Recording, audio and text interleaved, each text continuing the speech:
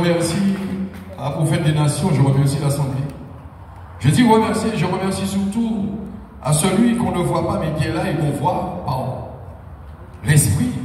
Je remercie surtout la grâce et la grâce par grâce de l'Éternel. La grâce qui a fait à chacun. La grâce aujourd'hui à chacun de nous, à ceux qui sont là et à ceux qui ne sont pas là. Vous savez, on doit avoir ce qu'on appelle cette humilité, mais aussi être humble et aussi avoir une éducation. Nous tous nous avons une éducation parentale. Parfois nous obéissons quand les premiers monde qui désobéissent. En tout cas, pour nous, c'est le monde qu'on regarde et dire comme au moins, et ça va être évident. Mais nous désobéissons, mais la désobéissance nous permet aussi de grandir, d'être élevés. Mais dans la désobéissance, c'est aussi de prendre conscience de ta vie et de ta désobéissance. Ce qu'on appelle de ta désobéissance représente l'inconscience de ton esprit. Tu es inconscient. Et inconscient spirituellement, c'est celui qui est conscient de l'esprit. Et celui qui vit par l'esprit aura la vie éternelle. Mais celui qui vit par la chair, c'est le péché et la mort. La réponse est là, dans le livre de Romains, mais la réponse aussi est là depuis dans le livre de Genèse. Et cela aussi a été donné par ce message que la grand-mère de l'Église vraiment a donné avec beaucoup de sagesse. Et je remercie l'Éternel, car j'aime aussi m'asseoir et écouter et obéir. Alléluia. Nous entendons toute forme de choses. Elle vient de dire dans le message que la femme sort de la porte de l'eau. Et j'espère que chacun de vous a compris qu'il y a l'autorité. Et elle a prêché l'autorité. Elle a donné l'autorité. Mais on doit écouter l'autorité. Mais nous voyons aujourd'hui, chacun veut avoir l'autorité à transgresser les lois de l'Éternel. Je vais prendre avec vous le livre de Deutéronome 4, à partir du verset 2. Je ne vais pas être long, mais nous devrions comprendre que c'est la continuité, mais une continuité dans ce qu'on appelle le respect du message qui a été donné.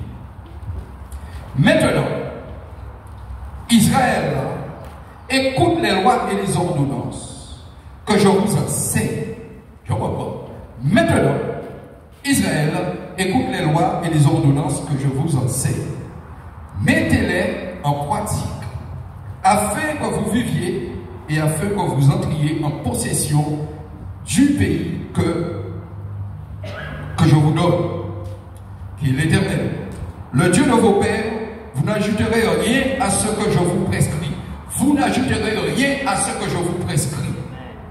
Et vous n'en retrancherez rien, mais vous observerez les commandements de l'Éternel, votre Dieu, tels que je vous les prescris. Alors, parce que vous êtes intelligents, faites commencer comme ça.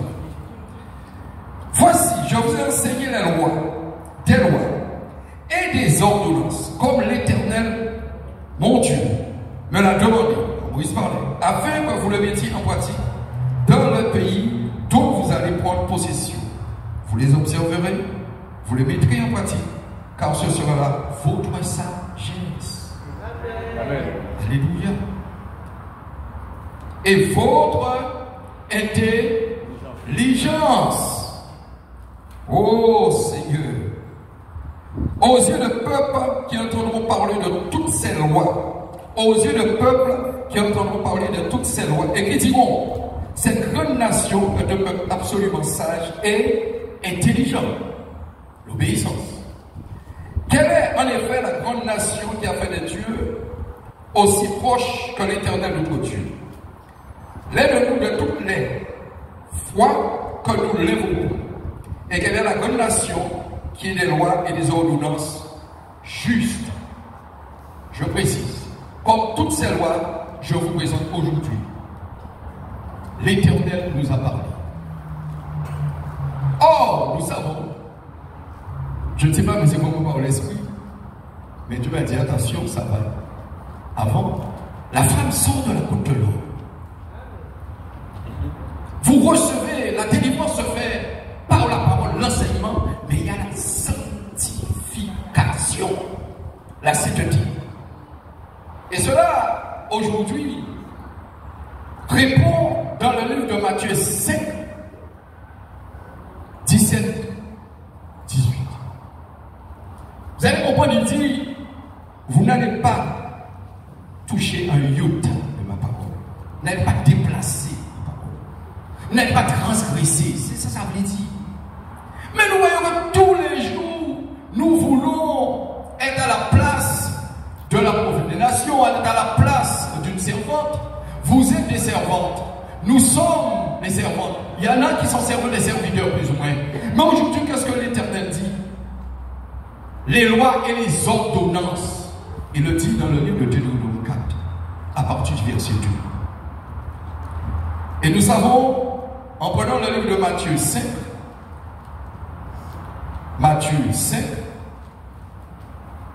afin de comprendre pourquoi Dieu veut parler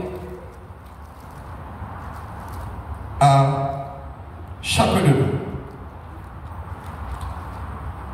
Il te dit, ne croyez pas que je sois venu pour abolir la loi. Et on est en train de répéter, nous sommes sous la grâce. Nous sommes plus sous la loi. Est-ce qu'il a dit que j'ai aboli la loi? Il a dit, ne croyez pas que je suis venu pour abolir la loi. Ne croyez pas. Il y a une loi pour tout le monde. C'est pour tout le monde. La loi ou les prophètes, et il te parle de prophètes, je suis venu non pour abolir, mais pour accomplir. Pour accomplir, car je vous le dis en vérité, tant que le ciel et la terre ne passeront point, il ne disparaîtra pas de la loi un seul iota. Mais quand j'entends toute forme de choses, mais quel est le problème? Il n'a jamais dit qu'on ne peut pas prêcher, il n'a jamais dit de ne pas porter la parole. Mais il a établi l'autorité. Pourquoi il a choisi Moïse? Pourquoi il a choisi Gédéon? Pourquoi il a choisi tant d'autres? Et nous voulons, et pourtant la mère, la prophète des nations, par l'Esprit de Dieu, hier soir j'étais là-dessus, et ce matin vient de le dire. Pourquoi aujourd'hui nous voulons transgresser les lois de l'Éternel tant que le ciel? Alors nous lisons la parole. En lisant la parole, et quand on prend ces versets-là, on se rend compte qu'il parle de la sagesse. Il n'a pas dit, parce que qui l'a prouvé? Qui a vu le Christ en premier? Qui a parlé au Christ? En lui disant, mais voici par ta sagesse, va dire à mes disciples. À mes disciples. Mais qui a fondé les 12 tribus, les 12 portes d'Israël? Qui a fait cela? Pourquoi il a choisi les fils de Jacob? Dieu sait ce qu'il fait et il sait ce qu'il a écrit. Mais Dieu c'est un Dieu d'équilibre, de compassion. On vient de l'entendre, la femme sort de l'homme. Si tu méprises ta femme, tu te méprises toi-même. Car nous sommes tous à la ressemblance de l'Éternel. Mais voici quelque chose encore de puissant, qui est extraordinaire. Ce n'est pas la continuité de ma mère, mais c'est juste pour référer à l'interpellation des pensées de chacun. Vous devriez être enseigné. Mais si on n'appliquait que la loi, mais aucune femme ne serait venue derrière la chair. Ce n'est pas ça. Il a parlé de passion, de compassion, d'équilibre. Car on doit entendre la parole de la sagesse. Là, on est problème. Vous voyez, c'est maman. Et on va mettre tête en haut, on dit maman, on est problème. On peut grand nom. Et on va pleurer. Donc, ça veut dire qu'il y a quelque chose que Dieu appelle à la compassion et à la passion, mais au respect de l'équilibre des pensées. Alléluia. Et en ce matin, c'était juste en lisant Matthieu 5, verset 17-18, je demande à chacun quand même de réfléchir. Quand il parle dans le livre de 1 Corinthiens 14, verset 32-33, mais il redescend plus bas, il te parle d'obéir à ses lois et à sa sagesse. Mais comment un homme peut parler et écrire dans la Bible sans l'inspiration du Saint-Esprit? Aucun homme. De Yota qui est ma parole. De Deutéronome 4, 12. On le voit à partir du 4, 2. Et quand il dit cela, comment quelqu'un peut écrire ou peut même donner des révélations si ce n'est près de Saint-Esprit? C'est écrit. Et il le dit. On doit quand même savoir être enseigné. Et la mère on le disait. Car la délivrance provient à partir de la base, mais de l'enseignement. Tu ne seras jamais délivré si tu n'apprends l'enseignement. Tu vas avoir la délivrance, tu vas avoir la libération, mais l'enseignement. Aujourd'hui, l'Église est partie de la sanctification de la sainteté. Tu dois être enseigné pour mieux comprendre ta vie.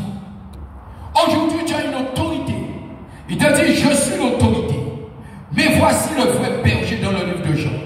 Et le bon berger, mais le vrai berger. Et qui il a dit? Il a dit à Pierre, Pierre, paie mes brebis.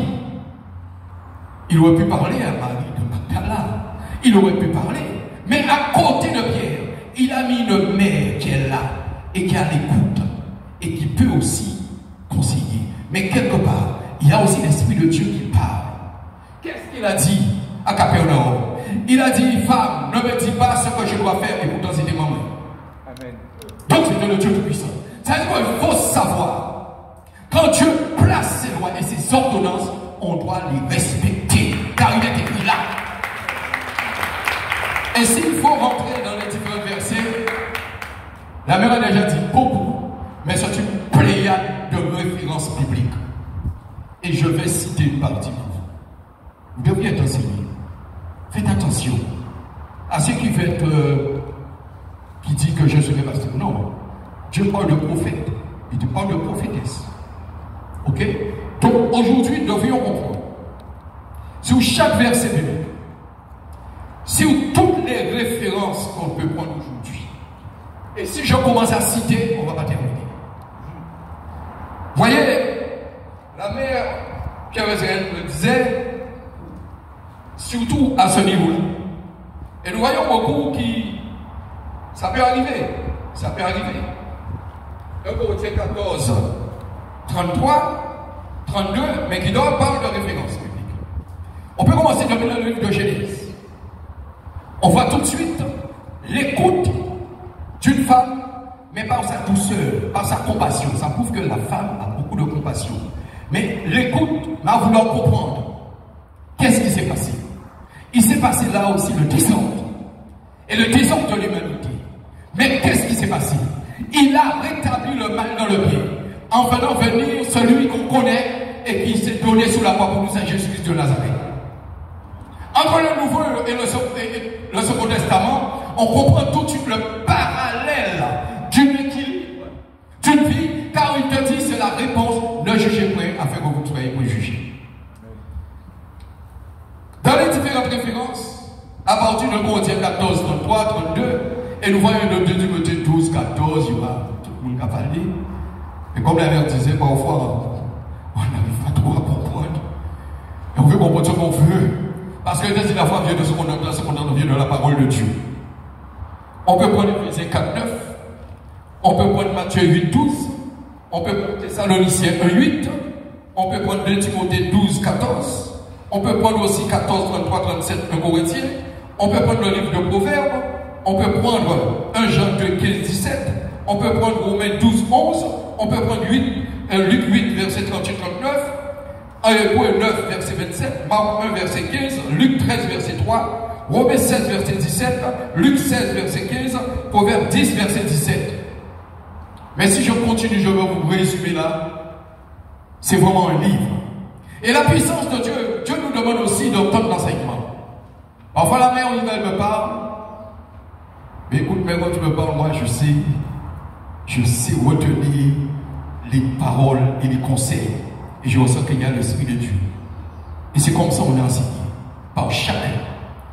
Et quand on reprend toutes ces références bibliques, il te parle aussi le grand pasteur, qui est Jésus.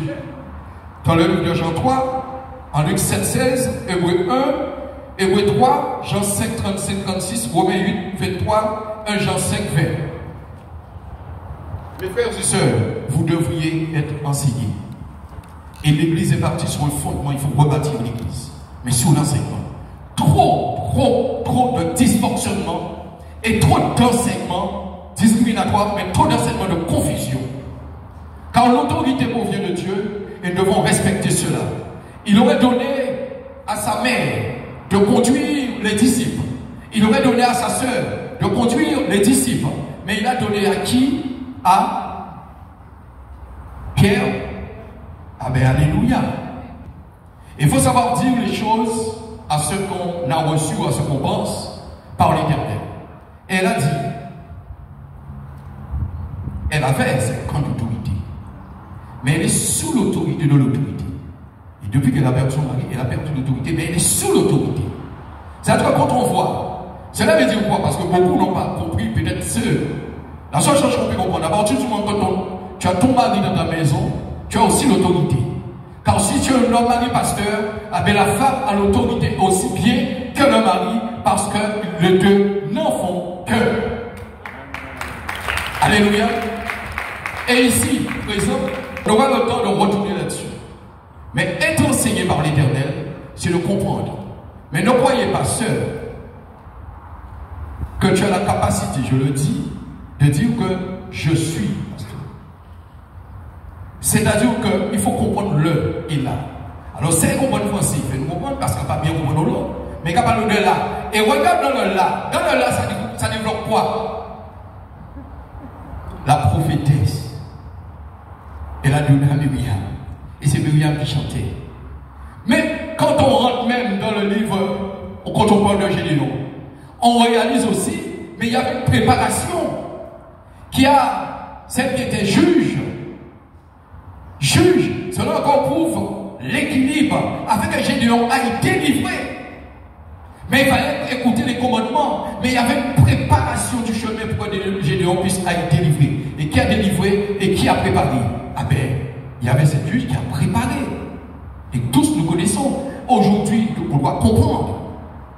Soyez dans l'enseignement et soyez dans la vérité. La vérité vient de ce qu'on entend et c'est ça la foi. Ce qu'on entend vient de la parole de Dieu et la vérité vous affranchira. Alléluia. On aura l'occasion, mais comprendre aujourd'hui, faites attention aux confusions de la parole de Dieu. Quand on entend, il y a une soeur qui était venue ici, qui est là, qui parfois elle vient. Elle me dit, mais pasteur, je ne comprends pas, la femme peut être pasteur, la femme parole l'autorité. Elle dit non. Prends ta Bible et prends le temps. La femme peut être ce qu'on appelle sous l'autorité et vanter la parole, en donner des témoignages. Il y a eu beaucoup de révélations. Et j'ai eu ce témoignage que j'écoutais, beaucoup l'ont écouté. Une femme qui a cru un moment que c'est Dieu qui lui a donné, elle passait, même dans le monde entier, elle a pris la gloire de Dieu. Et là, et dans une prière dans son église, je crois, elle a commencé à prier, elle est partie en extase. Et quand elle a cru qu'elle était là, elle n'était plus là, son corps qui était là. Et elle a vu la mort, elle a vu l'enfer. Et Dieu lui a dit, tu vas retourner pour témoigner. Je ne t'ai pas demandé de prendre l'autorité ni de prêcher, de dire, juste pour témoigner. Et cela on ressent même quand la femme parle. Dans une science puissante, mais vraiment dans une science spirituelle, on comprend tout de suite, elle est en train de te dire, elle te parle comme une mère qui parle chez elle. Quand vous écoutez la même raison, on ressent, elle ou d'autres femmes qui sont dans la sagesse, on ressent, elle t'exhorte et à te dire, à t'encourager, mais aussi à te conseiller. À chacun son ministère. En BB fait comme ça. Mais chaque monde n'est ministère à eux.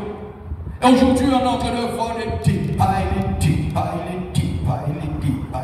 faut arrêter ça. L'écriture de Dieu existe. Tu le dis dans le livre de Matthieu 5, 17, 18. On ne va pas déplacer le yoga. Tout ce qui est prêché, la mère a prêché et le message qu'on a reçu, c'est l'esprit de l'Éternel qui lui a donné. C'est tout. Elle est en train de témoigner les choses afin de nous faire comprendre. Mais elle doit partir sur une base afin de nous expliquer et que nous soyons quand même de la compréhension. Alléluia. Donc mes frères et sœurs, je vous le dis, soyez surtout à l'écoute de l'Éternel. Soyez surtout à cette écoute. Soyez surtout à l'écoute de l'Esprit de Dieu, mais soyons dans la sagesse.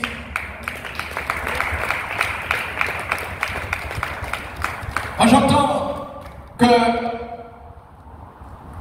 ce débat-là est surtout seulement sur le livre de 2 Timothée 12 où Paul parle. Oui, c'est Paul qui parle. Mais si la merveilleuse parole, c'est qu'il est inspiré de l'Esprit de Dieu. Alors Paul dit, dans la Bible, il dit moi, mais moi, il dit inspiré de l'Éternel. Et il le dit quand on lit la parole. Donc il faut faire attention à ce que vous écoutez, à ceux qui sont sur YouTube, à ceux qui sont sur je ne sais pas quoi, et on ne peut pas venir comme ça et dire les choses. Surtout quand on n'a pas une vie, je peux le dire moi-même, une vie de sainteté. Si on a péché, on ne peut pas prendre le micro et venir et de dire je vais enseigner ou je vais croire. Non, je suis contre cela et je le dis en vérité par l'Éternel. Car cela n'est pas de Dieu. Il te dit d'abord, va te repentir et va confesser tes péchés. Amen. Va te repentir et va confesser tes péchés. C'est de l'Éternel. Mais quand on vient, on voit beaucoup d'autres qui arrivent et qui disent non. Alors moi, si j'ai un problème, je ne viendrai pas là. Avant de... Je dois passer par ce moment de repentance. Arrêtons cela aujourd'hui. Elle a dit parce que beaucoup veulent entendre dire que je serai ceci. Soyons dans la vérité et marchons dans la vérité et vous allez voir la gloire de Dieu. Amen. Alléluia. Que Dieu puisse vous garder.